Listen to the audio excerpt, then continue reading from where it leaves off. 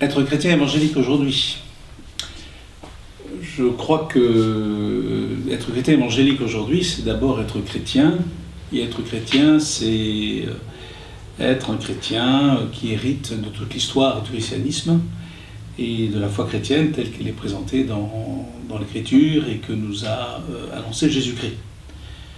Alors être chrétien évangélique aujourd'hui, ça veut dire qu'on est héritier de centaines et de centaines et de centaines d'années d'histoire, déjà de l'Ancien Testament, qui ont annoncé la venue du Messie, et de la venue du Messie en Jésus-Christ, qui est celui qui a annoncé la parole de Dieu en toute vérité, qui a vécu sans commettre jamais de péché, qui est mort, qui est ressuscité, qui est vivant aujourd'hui et qui est le Seigneur. Et c'est ce que confesse l'Église depuis 2000 ans. Je crois en Dieu, le Père Tout-Puissant, Créateur du ciel et de la terre. Je crois en Jésus-Christ. Je crois au Saint-Esprit. Il a souffert sous Ponce Pilate, Jésus-Christ.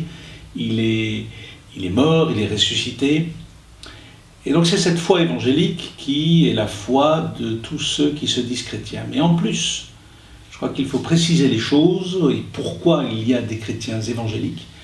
C'est parce que ces chrétiens, insistent sur le fait qu'il ne suffit pas simplement de confesser la foi, que la foi chrétienne est quelque chose que l'on redit, que l'on récite, que l'on rappelle lorsqu'on va à l'église, mais la foi chrétienne est quelque chose qui doit changer la vie. C'est une foi qui transforme la personne, qui s'accompagne d'une rencontre personnelle avec le Seigneur. C'est une foi qui prend Dieu au sérieux et qui pense que Dieu n'est pas simplement un Dieu qui est au ciel, loin de nous, un Dieu qui est simplement le Créateur, un Dieu qui nous a aimés mais qui nous aime de loin. Non, c'est un Dieu qui nous aime de près et qui est là pour changer notre vie. Alors pourquoi est-ce que notre vie doit changer ? Ça aussi c'est un élément très important de la foi évangélique. C'est que nous ne répondons pas à ce que Dieu voudrait que notre vie soit. C'est ce que la Bible, l'Écriture, Jésus-Christ appelle le péché. Nous sommes loin de ce que Dieu aimerait que nous soyons. Et nous avons besoin d'être changés, d'être transformés par la vie qu'il nous donne, par l'action de son esprit en nous. Mais alors là, il y a un gros problème. C'est tout le problème de la justice de Dieu. C'est comment Dieu peut-il être juste tout en venant dans la vie de quelqu'un, en pardonnant son péché et en le changeant. Et c'est là que la clé est en Jésus-Christ. Et c'est un des points centraux de la foi évangélique, c'est que en Jésus-Christ, Dieu a puni notre péché à notre place. C'est qu'il est juste, ce Dieu, tout en nous aimant.